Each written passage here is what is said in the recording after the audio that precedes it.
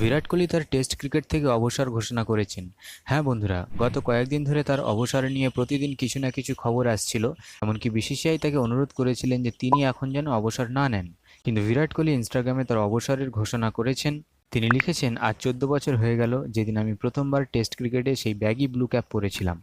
সত্যি বলতে আমি কখনো ভাবিনি এই যাত্রা আমাকে কোথায় নিয়ে যাবে। এই ফরম্যাট আমাকে সব দিক থেকে পরীক্ষা করেছে, গড়ে তুলেছে এবং এমন শিক্ষা দিয়েছে যা আমি সারা জীবন মনে রাখবো। সাদা জার্সি পরে খেলার এক অন্যতম ব্যক্তিগত সংযোগ থাকে, নিঃশব্দ লড়াই, দীর্ঘ দিনগুলো, আর সেই ছোট ছোট মুহূর্তগুলো যা কেউই দেখে না কিন্তু যা সবসময় হৃদয়ে থেকে যায়। এখন যখন আমি এই ফরম্যাটে বিদায় জানাচ্ছি, এটা আমার জন্য সহজ নয়, কিন্তু এখন এটাই ঠিক মনে হচ্ছে। আমি আমার সবকিছু দিয়েছি যা দিতে পারতাম, আর এই খেলা আমাকে তার চেয়েও বেশি ফিরিয়ে দিয়েছে।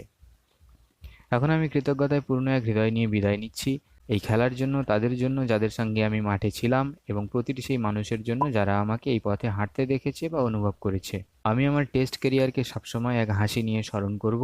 হ্যাঁ বন্ধুরা, টেস্ট এরিনায় এখন ভিড়ের গর্জন একটু আলাদা শোনাবে। আমরা তাকে সাদা জার্সিতে অবশ্যই মিস করব। টেস্টে তার গৌরবময় অধ্যায় সবসময় মনে রাখা হবে। অবশেষে টেস্ট ক্রিকেট কিংকে জানাই এক শুভ অবসর।